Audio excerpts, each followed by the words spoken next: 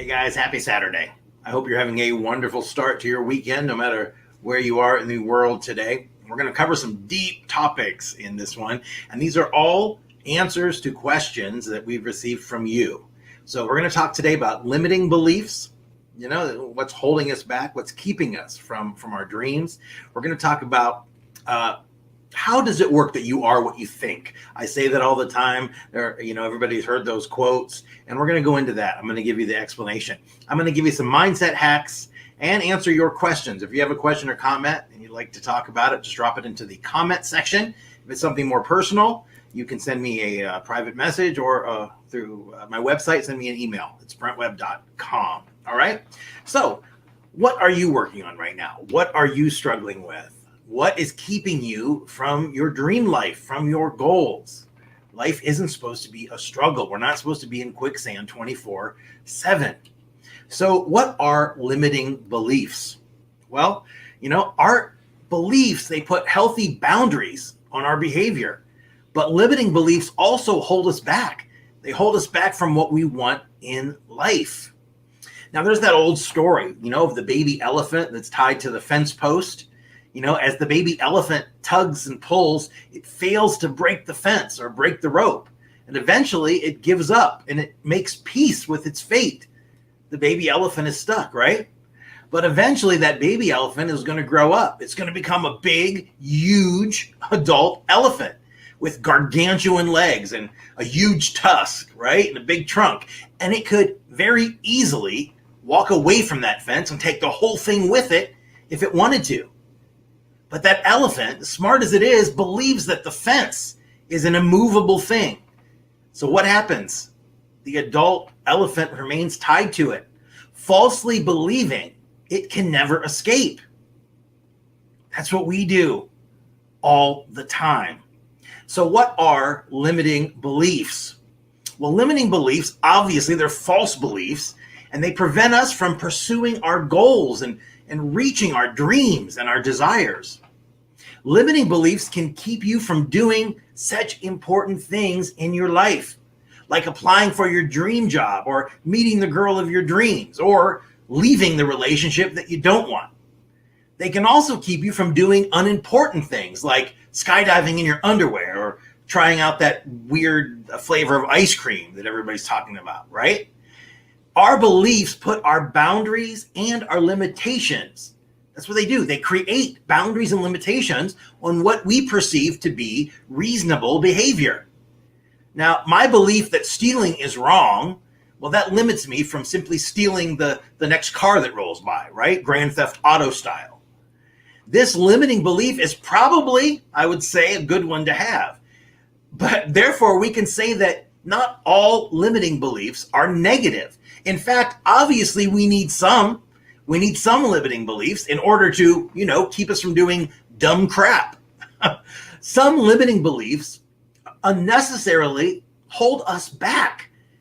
And they hold us back from the greatest thing of all, who we can be. They hold us back from our destiny. Like the elephant that remains tied to the fence post, these limiting beliefs, they keep us in place. They keep us imprisoned, and we never realize it. These are the limiting beliefs that I want to talk about today. Now, limiting beliefs typically come in three flavors, let's say. Limiting beliefs about yourself, that make you feel like you can't do something because there's something inherently wrong with you.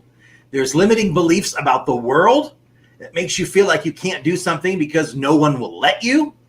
And then there's limiting beliefs about life that make you feel like you can't do something because it's just too difficult. Now, I'm going to go over some common limiting beliefs in each of the categories as we move forward, and then I'm going to explain how to overcome them at the end. All right? So we're going to dive in. I've been taking notes for you guys. I fill journals and notepads.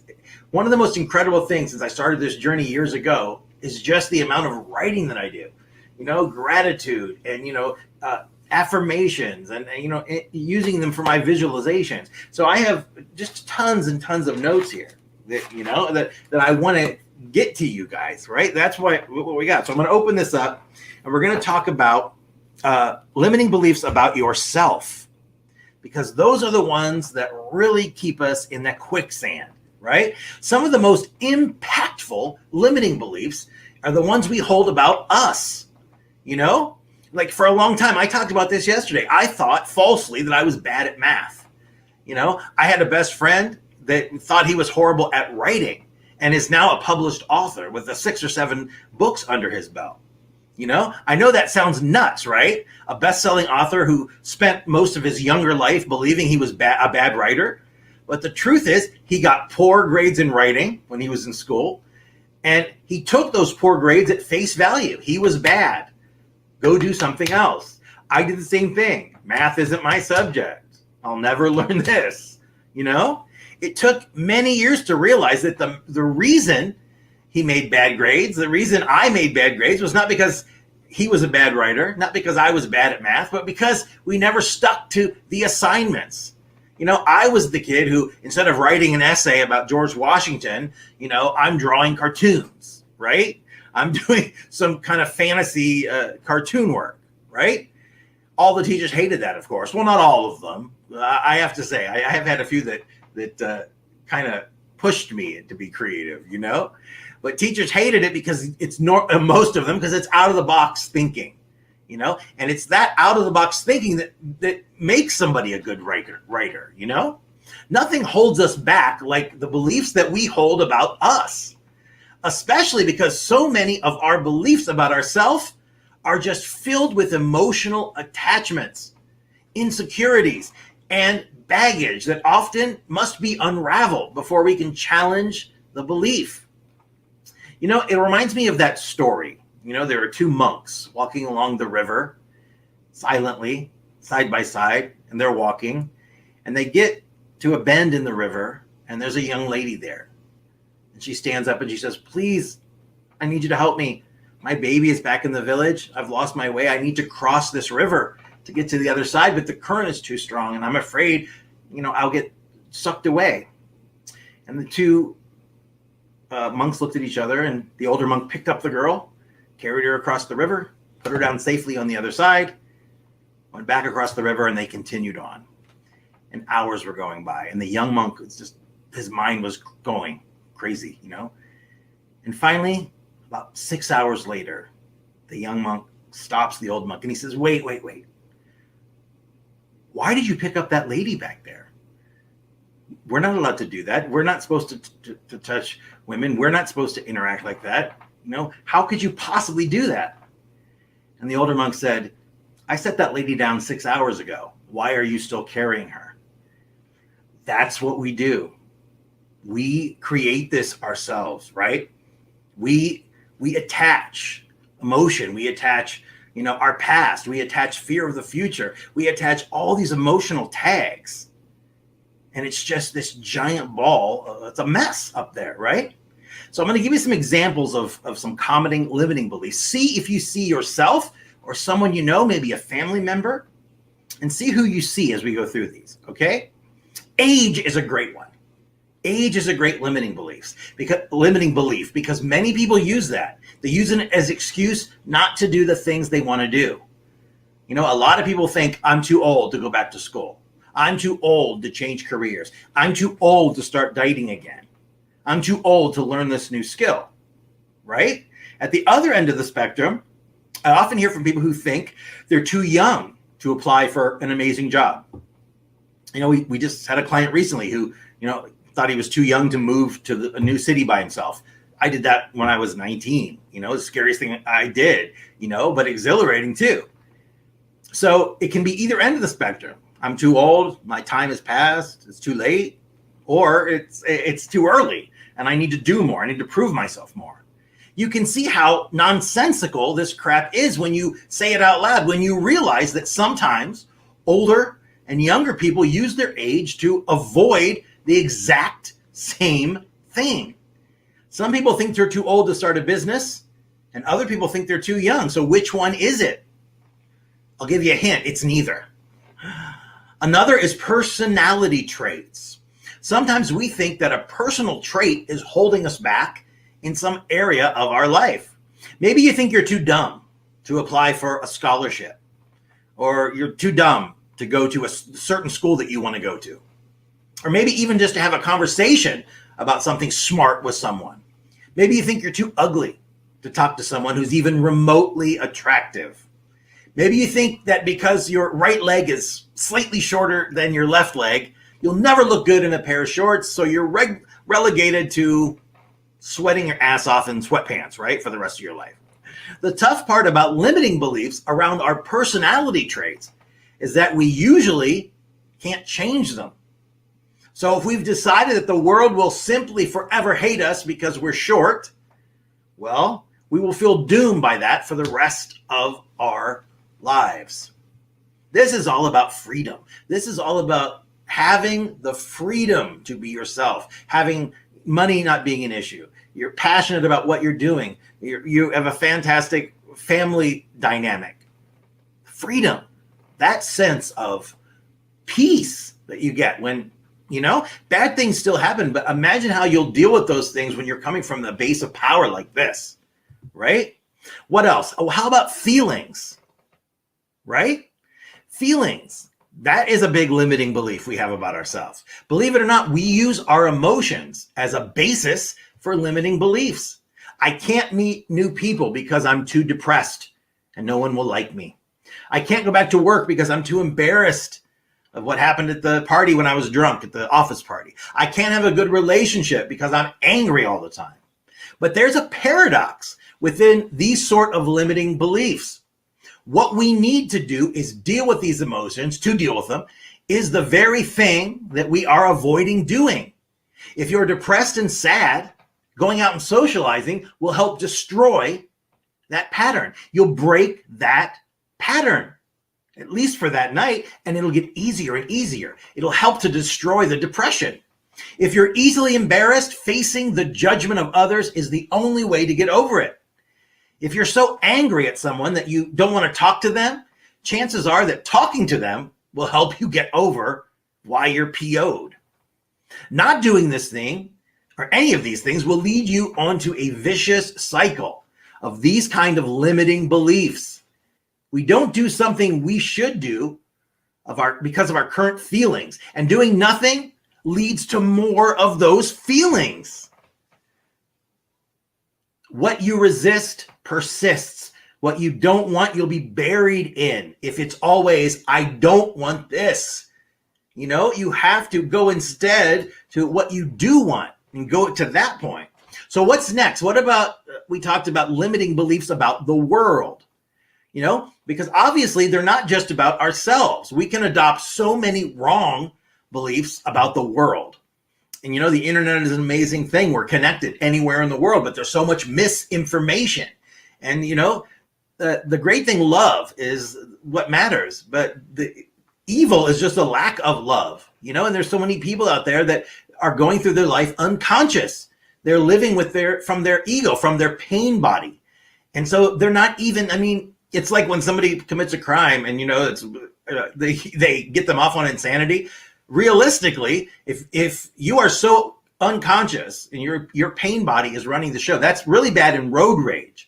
When people are driving, and somebody can even be something like somebody in front of you is driving too slow. And, and if you get two people with big pain bodies that, stop and that's where somebody gets shot or something horrible happens, right? Over some kind of stupid traffic issue. How does that happen? I'll give you an example. I know somebody who had this really weird idea when he was young, right? He believed anybody who talked to him was only doing so because they wanted something. And he got that from his dad. He had a single dad. His mom died when he was young. And it was always, everyone's out to get you. Everyone's evil. Money is bad, right? So nobody, in his mind, nobody's going to come up and talk to you just to be nice. They obviously want something from you, right? So all up until he was 12, 13, 14 years old, that belief prevented him from trusting people. And because he wasn't trusting people, he wasn't discovering how wrong the belief was. That's the problem. The way to disprove the belief is then to go through it. But by not, there's no way you can prove that belief is wrong. And every time that happens, it becomes stronger and stronger. So here are some more limiting beliefs that have to do with the world. And we all see yourself here and be honest. Even though we're here together, this is for you. It's here to help you, but I'm not there with you. No one is there with you, right? So you have to be honest with yourself, and that's all. So do you see yourself here? Disapproval is one. Disapproval, maybe the most common of limiting beliefs that revolve around what other people will and won't allow us to do. I can't talk to them because they'll think I'm weird. I can't quit grad school because my mom will be disappointed. I can't leave my cushy job to take a lower paying job that I enjoy more because people won't respect me. They'll think I'm crazy. I can't leave my garbage marriage because I'm damaged goods and no one will ever want to be with me again. If you're considering something and your first thought is, what would people think? You've already lost. For one, the reality is that people don't give a shit as much as we think that they do. They're too busy worrying about their own lives, and they're too busy worrying about what other people will think of them. And secondly, if they don't approve of what you're doing, screw it. It's your life. Living for someone else or living to impress someone is a waste. It's a waste of this gift. They don't have to go to your miserable job every day. They don't have to feel like, they're being sucked dry by all the energy vampires around them. They don't have to stay in a toxic relationship. They don't have to sit paralyzed with fear thinking, what if? You want to spend the rest of your life looking back and going, I wish, I would have, I could have, I should have, and then I would have been different. Screw all that regret. Put a break in your timeline right now. What about prejudice? Discrimination and prejudice exists in the world, and now as much as ever, because the people are coming out of the woodwork. People are racist and sexist and all sorts of phobics, right? And while it's important to know and understand these realities, one also has to be careful not to allow them to prevent you from living your best life. Now, some examples of that could be, I'm Asian and women don't like Asian men, so I'll never find a girlfriend. I'm short, and short people make less money than tall people, so I don't get the promotion. I'll never get the promotion at work. I'm a woman, and people don't listen to women's ideas. I'll just have to keep quiet at the meetings. One way to think about these issues is that while they may be true population-wide, they are not true from individual to individual. Yes, maybe women are talked over more than men, but that doesn't mean your specific coworkers will talk over you. Besides, the only way to overcome these prejudices in society is for individuals to stand up for themselves. If your religion tells somebody else that you're right and they're wrong, just for living their life, there's a problem with your religion. Religion, spirituality is inclusive. We are connected. We are together. We are one. We are not separate. We are not against each other. And anything that tells you different is not the truth. Next, it's limiting belief about life. We develop many limiting beliefs around what a normal life looks like.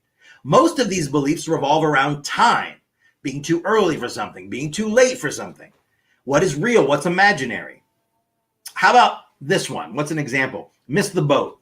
This is someone's already done that, tried that, said that. If only I had done this, I invented this, and then, I didn't get to do anything about it. And a year later, somebody ripped off the idea. Somebody's already built that thing. Have you ever considered the fact that somebody else is already making money off something that it's actually evidence that you should start a business and, right? It's actually proof for you. The aspiring writer bitches that their idea has already been written. Everything has. Write it better. The 40-something divorcee gripes about how everyone their age is already taken. That's BS. Underneath it all is the belief that there's just not enough left for us. There are not enough customers, not enough ideas, not enough money, not enough time, not enough love. This is bullshit.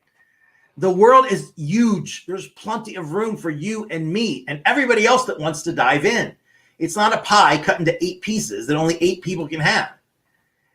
There's enough for everyone, right? How about using time as an excuse?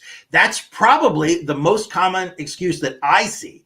especially people that are considering some sort of big lifestyle change, like changing their diet, exercising more, trying to read a book a week.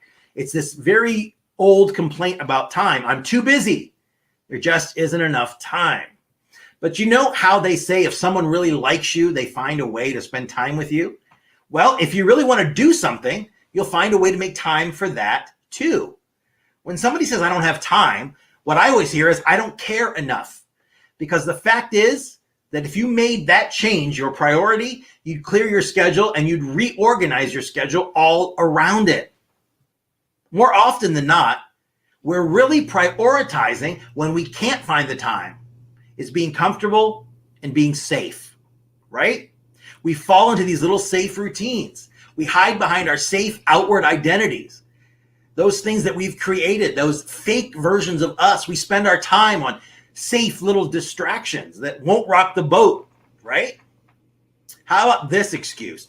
It doesn't exist. Perhaps the most unshakable limiting belief has to do with what actually exists and what doesn't. Sometimes we choose to believe that things are impossible as a way to prevent ourselves from trying and failing to achieve them. Love between two people is fleeting at best and made up at worst. So why even look for it? Love is just something that was created by the greeting card companies to sell cards and candy. Success is just a fabricated idea by society to control us. So why do anything? It's actually the opposite. Humans are selfish and will always screw you over. So why get close to someone? Now, this one is tricky because we almost always buy our own BS. We think we're geniuses, head and shoulders above everyone else. Think about how we thought when we were children, teenagers. Oh, we knew everything, right? We believe these things are actually real, while the rest of society is clearly deluded. It's not us. We're completely coherent here. Everyone else is deluded. So now that we've talked about them, we've gone deep into them. I've given you examples of what they are. I've told you stories from my life. I've told you stories from friends of mine, clients. That's good. That's fine, Brent. I know what you're thinking. You're thinking, great, but how do I get over them? How do I overcome my limiting beliefs? Well, it's hard enough just to spot them. So awareness is a huge key in everything we do. Because the moment that you become aware, you're already winning. You're already doing something 95% of the other people are not doing. The people that are walking through their life sleepwalking. It's harder to overcome them, these limiting beliefs, but they can be done. So here are some steps to get you started. First, ask yourself, what if I'm wrong? Man, this could change so much if we would do more of this. Everyone believes their opinion is right and everyone else is wrong. Limiting beliefs lose their power as soon as we consider that they may not be true. You can't date because of your height. What if you're wrong? Can't get a promotion because of your gender. What if you're wrong? As a mental exercise, adopt the ability to simply just question your own beliefs and find alternative possibilities. Now, not alternative facts, alternative possibilities. Challenge yourself to imagine a world where your assumption is incorrect. What would that world look like? What would it take? Usually it's far less than you think. Well, what else can you do? Well, ask yourself, how is this belief serving me? We don't realize the amount of crap we carry with us on a daily basis, from childhood, from college, from our first or second marriage, and all of this crap. We like to imagine ourselves to be victims of our own limiting beliefs. But the truth is, we adopt those beliefs because they serve us in some way. That elephant I talked about believes he can't pull away from the fence post because that belief served him. It served him at one time. It prevented the strain and the struggle of failure at one time. But it doesn't anymore. Generally, we hold onto limiting beliefs for the same reason, to protect ourselves from struggle and from failure. Also, we often hold on to limiting beliefs because they make us feel special. They make us feel self-righteous. They make us feel like we deserve attention. It's not fair that I can't change careers because I'm too old. Look at me, pity me. Beliefs only stick when they serve us in some way. So figure out how your belief is serving you and ask yourself, is it worth it or not? What else? Well, create alternative beliefs. And this is the time to get creative. Come up with ways in which you could be wrong. Maybe the average person isn't attracted to someone your height, but you're not trying to date the average person. You're trying to date someone special. And someone special is going to find you attractive the way you are. Maybe you're older than most people that start a career, but who says you can't be successful? There's nothing stopping you but your mind. If anyone in the history of forever has done it, you can do it too. That law is still on the books. It hasn't been revoked. You have that right. It's a God-given birthright. Not just some people can have these things and not you. Everyone. We are together, one consciousness, connected. Now, it's not as simple as just choosing a belief and then believing it. What you're doing, you have to get into the habit of questioning your beliefs, trying out new ones. Sometimes it even helps to write them down. I'm telling you, journaling is one of the best things you can do. Go back and read those journals. I've read journals from 1, 2, 3 years ago. Unbelievable. Things that are in my life now that I wrote out word for word and acted like I had them, and I now have them. This process works, and it works all the time if you do all the steps. So write down your beliefs, write down how you feel, write down your assumptions, and then come up with 4 or 5 alternatives to your assumption.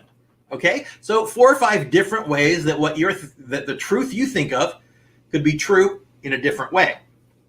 You are choosing what to believe. In each and every moment, you just don't realize it. With repeated practice in noticing those limiting beliefs and imagining new ideas to replace them, you'll start to notice the thousands of tiny decisions that you make every day based on your limiting beliefs that keep you from living the life of your dreams. You'll start to notice those same limiting beliefs popping up in different areas of your life. The same limiting belief that keeps you from going for that job. Maybe it's going to keep you from ordering the sandwich you want because you don't want the calories, or wearing the clothes you want to wear. You'll start to see how ridiculous it is. Where is the line? Next, test those alternative beliefs to see if they might be true. The final step is to treat these alternative beliefs as though they're hypotheses in an experiment. Now you've got to go out and try them and see if they work.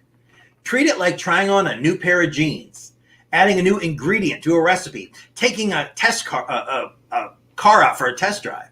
Enter your favorite cheesy metaphor, whatever it is for you, until you're willing to actually see if these alternative beliefs play out in a real world. We can't be certain of what is true and what is not. And most of the time, we will find that we're actually wrong about what we initially believed. It simply takes the self-awareness to consider that we may have been wrong, and then have the courage to go out into the world and see if we were. In many ways, we can be our own worst enemy. You know, we are confined by our own perceptions. It's a prison of our own making. We're constrained by our understanding of true and false. Challenging your own understanding is important. Testing new ideas is important. You're never at the full expansion of yourself. There is always room to grow. Just make sure you are not the only one stopping it from happening. Get out of your way and make it happen.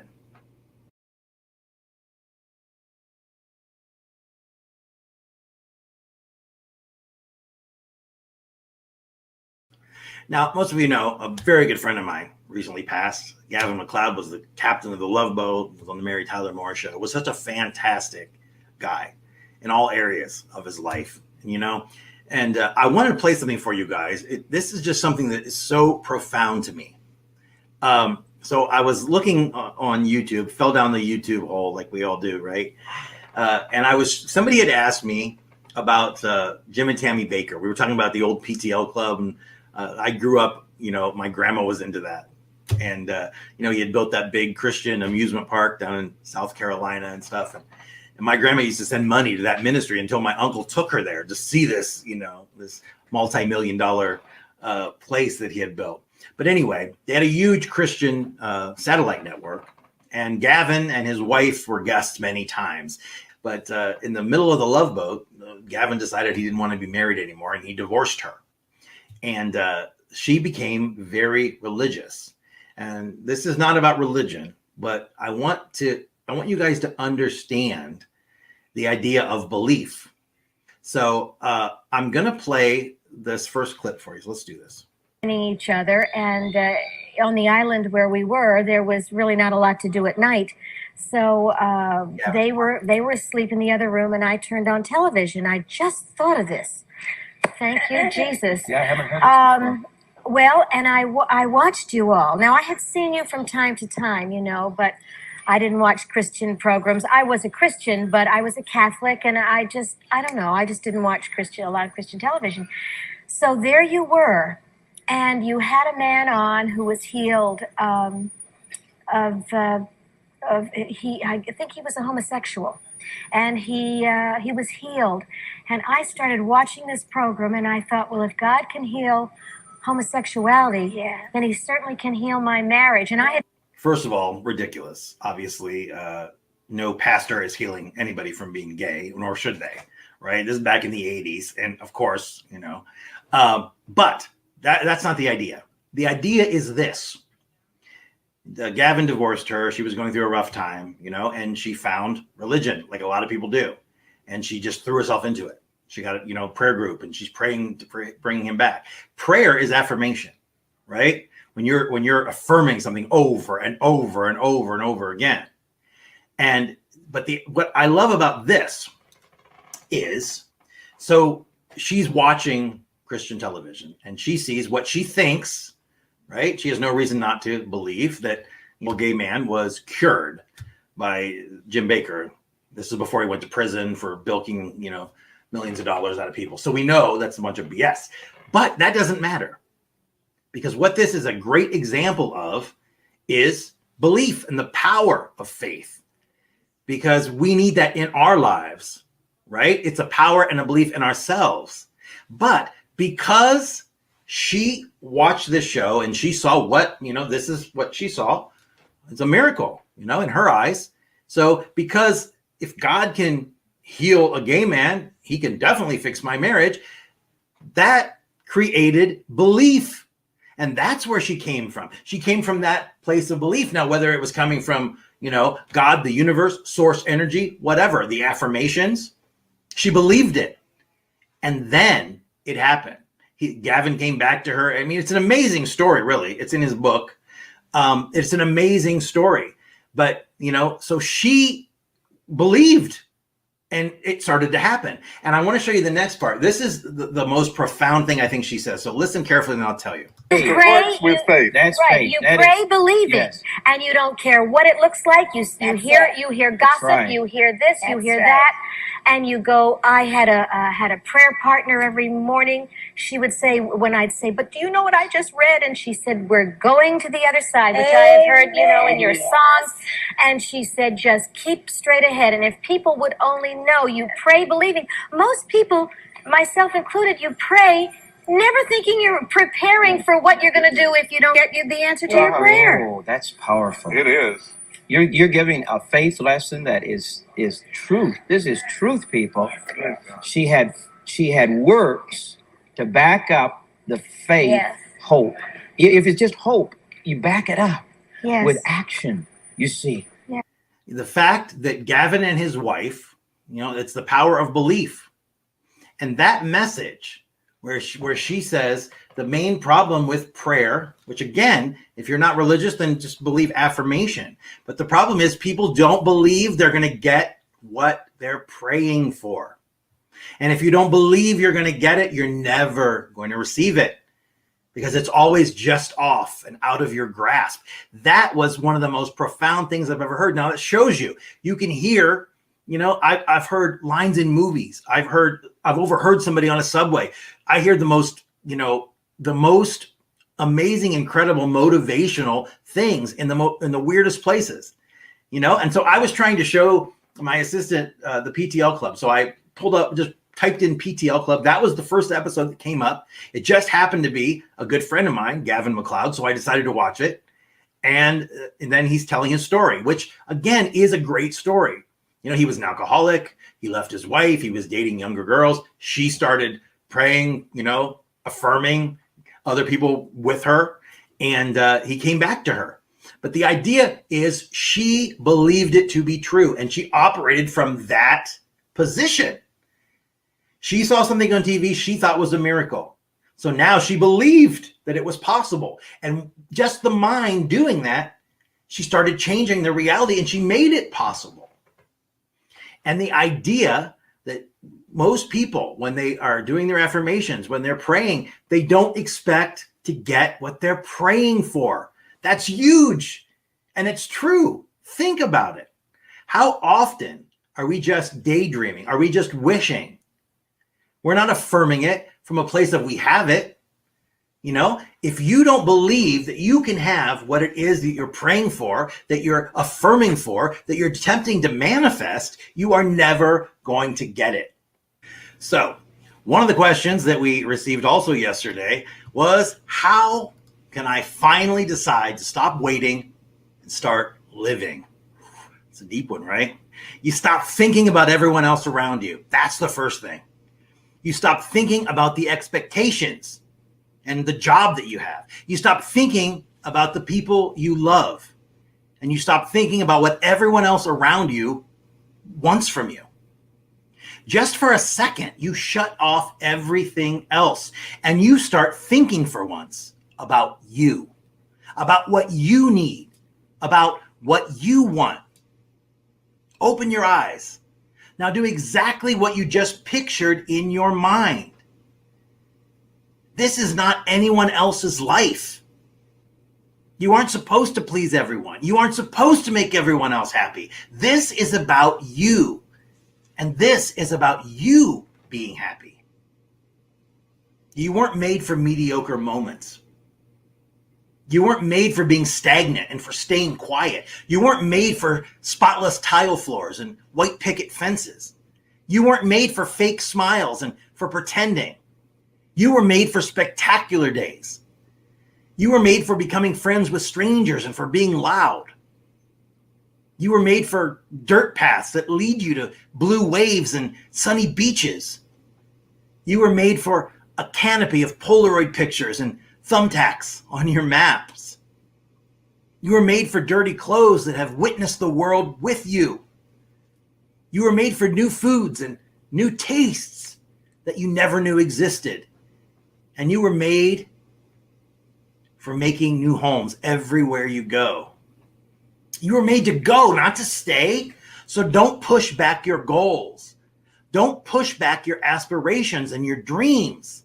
Don't keep saying no just out of comfort and out of love. Go and breathe that new salty oxygen. Inhale new sights and exhale the whispers of the past who tell you what you should be doing and where you should be going. You were made to be a traveler. You were made to walk on fresh, snow-covered bridges and to swim across rivers that are too beautiful for words. You were made to find yourself in every new place you go.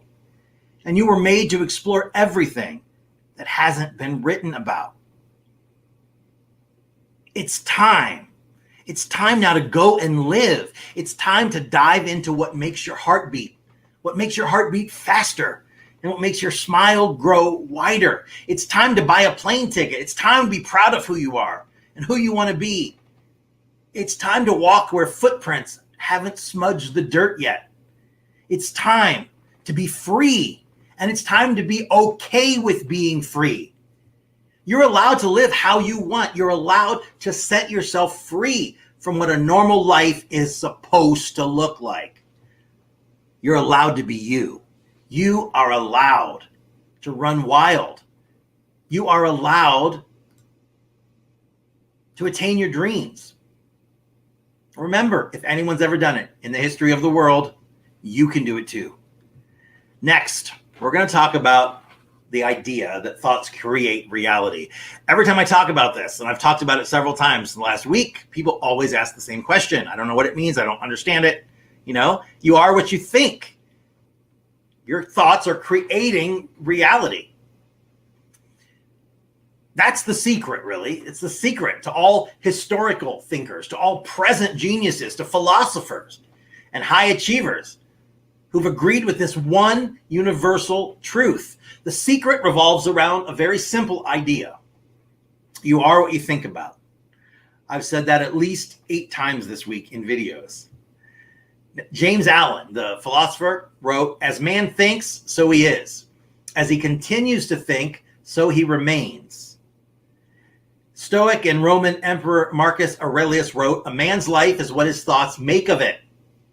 Emerson wrote, "A man is what he thinks about all day long." And Earl Nightingale, one of my favorite personal development leaders, "We become what we think about." Mark Twain wrote, "Life consists mainly of the storm of thoughts that is forever flowing through one's head." All these great minds and so many others discovered the secret to living a happy, successful, prosperous, productive life. We live in a world of thought. And because of that, our thoughts create our experiences. And thus, we experience what we think. It is the quality of our thoughts, then, that create the quality of our life. When we are unhappy where we are in life, we seek to create change.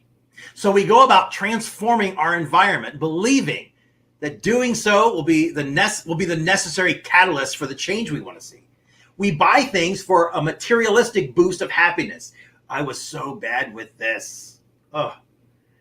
We travel to escape our problems. Luckily, I got paid for that, so I didn't have to do that. But we seek substances to numb the mind and help us forget. Who hasn't done that? But of course, we fall back where it all started, unhappy with where we are today. And so this cycle repeats itself over and over, sometimes for a lifetime.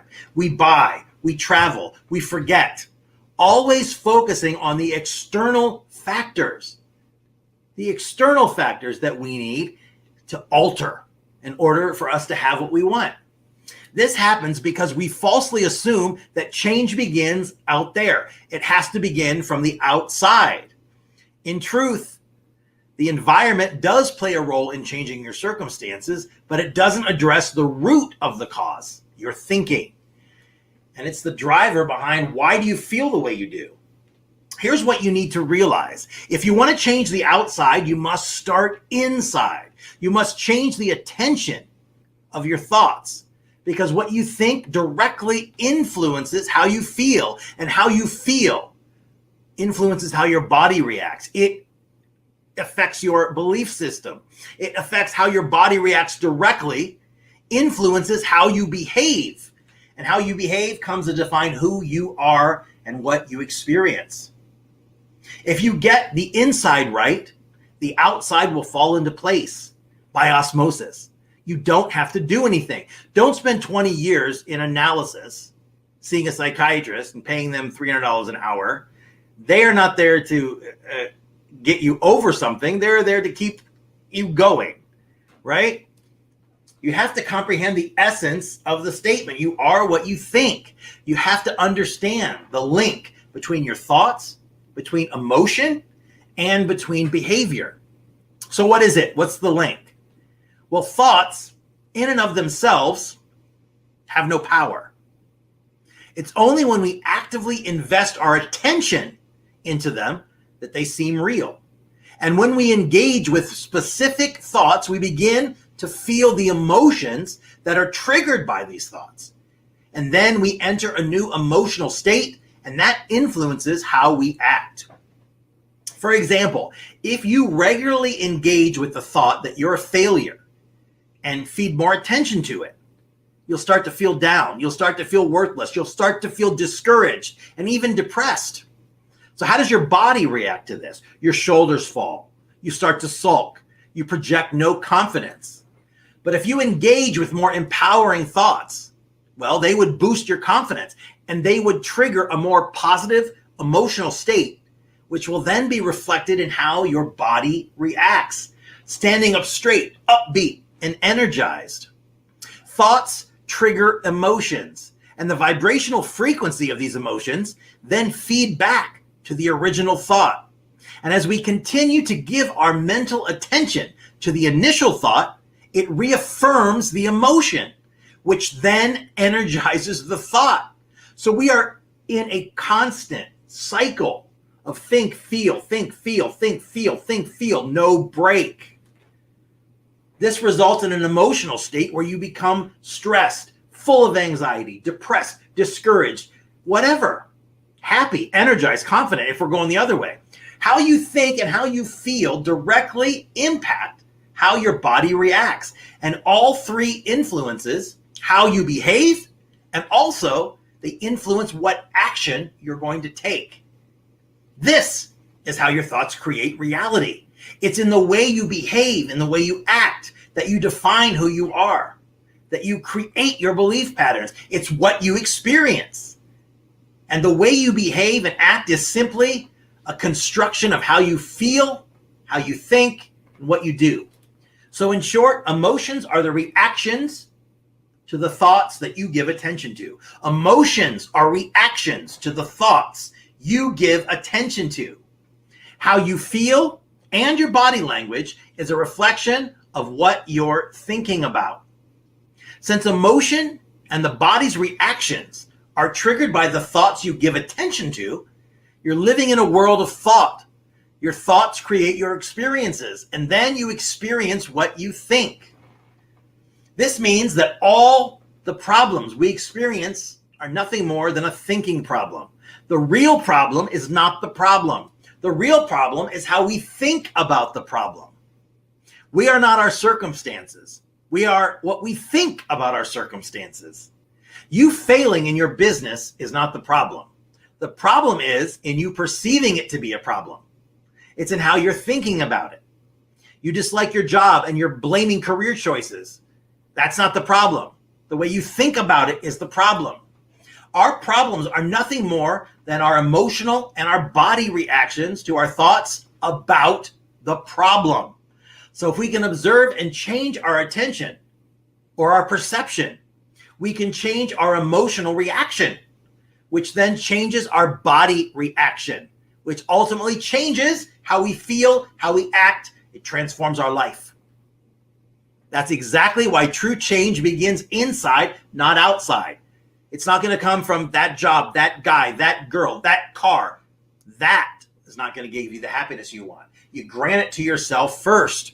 We spend all our time and all our money and all our energy trying to change our experience in the outside world, not realizing that the whole thing is being projected from the inside out. So if you think you're a failure, you'll feel like a failure. And then you'll act like a failure. And then you'll be one. As long as you give attention to the thought that you're a failure, you'll continue to experience this reality, which then reinforces your belief and you must become a failure. This is called a thought pattern, and it has the power to destroy our lives. And it is with so many people. What is a thought pattern, Brent? A thought pattern reinforces your beliefs. A thought pattern is a habit of thinking in a particular way, right? The more you do something, the more likely it is you will do it again in the future. Repetition rewires the brain. It breeds habits. The more the neurons fire together, the more likely it is they will fire together next time. Every thought we experience creates a chemical reaction in our brains, which then triggers an emotion. As we engage with this thought, it creates a new circuit that sends a signal to the body and we react in a certain way. The more we repeat this pattern, the more it seeps into our mind and it becomes a habit. This is why neuroscientists say cells that fire together wire together.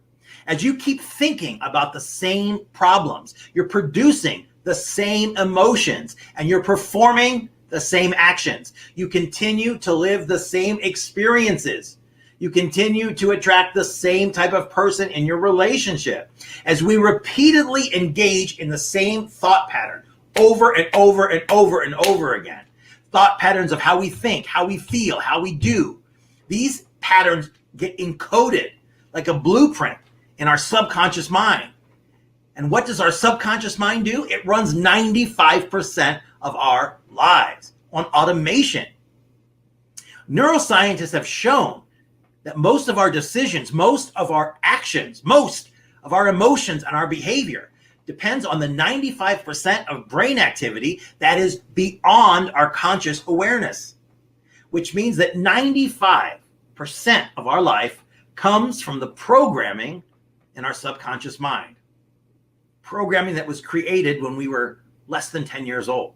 We weren't adults. We weren't mature. We weren't logical. But this is why it's so hard to make change happen. You're working on the outside mind. You're never able to get in. You're putting a Band-Aid on a gunshot. It's because we've repeated the same thought patterns over and over. So now they are rooted in us. They become who we are. Because our thought patterns reinforce our beliefs. And our beliefs, they come to define us. They define who we are, and they define the reality that we experience. Once you draw a conclusion about yourself, you're likely to do just two things. Look for evidence that reinforces your belief, and then discount anything that runs contrary to your belief. If you develop the belief that you're a failure, you will view every mistake you make as proof to affirm that you are indeed a failure. And when you do succeed at something, you'll credit it to luck. And this is how your thoughts create your reality. As you continue to think you're a failure, you continue to feel and act in a way that reaffirms your belief. What happens next? You start to dwell and you fall into a trap of self-pity. So what does this mean to you? It means this. As you keep thinking the same thoughts, producing the same emotions, and performing the same actions, you continue to live the same life. Easy, right? As we repeatedly engage in the same thought patterns of think, feel, do, these patterns encode in us. They're a blueprint in our subconscious. Your subconscious mind automates your life, which means if you're not aware of your thought patterns, you will continue to live by them for the rest of your life. You will live by the behavioral patterns you cultivated as a kid. And that is creating your current experiences. As Carl Jung said, until you make the unconscious conscious, it will direct your life and you will call it fate. So how do you change your reality? You create new patterns that create a new reality. You recondition yourself. This isn't something you can change overnight. This is a lifetime commitment to mindful reprogramming and mindful growth. It's what the neuroscientists refer to as neuroplasticity. The idea that you can rewire your brain by creating new behavioral patterns where new cells fire and wire together. And in order to do this, you need to understand that you are not your thoughts. You are the thoughts you give your power and attention to. You're the thinker. You're the overseer. Your thoughts are nothing more than an endless stream of ideas running through your mind. Those thoughts hold no power over you until you grant them power. They are powerless until you decide to cling on to one of them. This very act makes you the thinker of your thoughts. In other words, imagine your mind to be a farm and your thoughts to be seeds. You can plant either good seeds, roses, or bad seeds, poison ivy. Whichever seed you choose to focus on and plant, it will then grow and multiply. And the same thing happens with your mind. Whichever thoughts you choose to cultivate and water, those are the things that are going to expand in your life. Whichever seed you choose to focus and plant, that is going to be what you grow and you multiply. And the same thing happens in your mind. Whichever thought you choose to focus on and plant, it will grow and it will multiply. You are the planter of the seeds. You are the farmer of your mind. You are the thinker of your thoughts. Do you want your mind to flourish and become a garden of roses or a farm of poison? You are the thinker. So how do you create new behavioral patterns? You create new thought patterns. And how do you create those? Here's how. Increase your awareness by observing your emotions and your body reactions.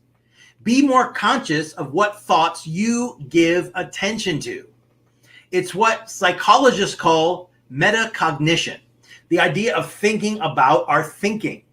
The next time you feel a strong emotion, bring your awareness to it by pausing and asking yourself, what's going on in my mind right now? Why am I feeling this way? Why am I angry? Why am I upset? Why am I feeling so low? This can help us figure out why we're feeling what we're feeling and drive us back to the root cause of these feelings, the thoughts that we first gave our attention to. It's not the thoughts that pass through your head that impact your life. It's the ones you take possession of. It's the one you think about all day long. Once we agree to give our attention to a thought, it becomes more and more real. It becomes more and more powerful. It has more and more control over us. It triggers an emotion, which then triggers a body reaction. And this drives us to act in a certain way. This thought pattern creates a mental circuit in our brain. And when we repeat it, it becomes a subconscious behavioral pattern that runs on automation. This is how your thoughts shape your reality. This is why you are what you think. And this is why all the great minds and thinkers agree. We live in a world of thought. Our thoughts create our experiences, and thus we experience what we think. The quality of our thoughts creates the quality of our life. Remind yourself every day of the power of your thoughts. Remind yourself what you're giving attention to. And pay attention, because those become your beliefs, and those define your lives, and those become your destiny. Don't forget to join our Facebook community. We are a fantastic group of like-minded people banded together and empowering ourselves, empowering each other to take control of our own lives, letting go, setting goals, and making positive choices. Look, my work was created out of a commitment to bring about breakthroughs. What is that? Those are shifts in what is possible in being human. It's how we create the space in which those breakthroughs can occur. That's the secret.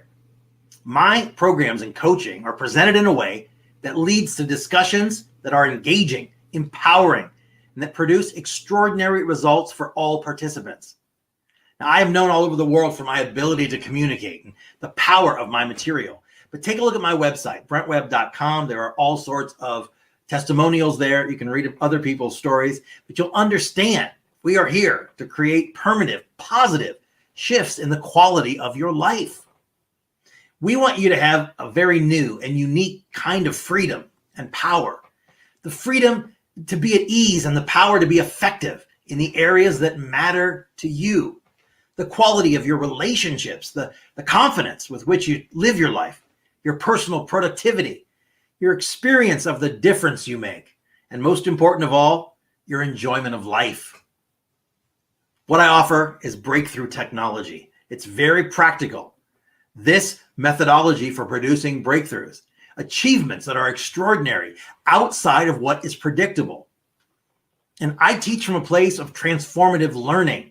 That's a way of learning that gives people an awareness of the basic structures in which they know, they think, and act. And from that awareness comes that shift, that fundamental shift that leaves people more in accord with their own possibilities and those of the people around them. Participants in my coaching program find themselves able to think and act beyond their existing views and their limits in their personal and their professional lives, in their relationships, and wider communities of interest. So if you'd like some more information, go over to my website. It is brand new. It is brentwebb.com. That's it. It is the weekend.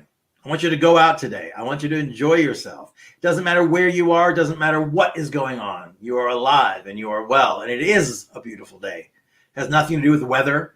It has nothing to do with what other people are saying or doing. It has to do with you being here now in this amazing experience. So go out and enjoy it. I'll see you back here tomorrow for a new episode of Soul Sunday.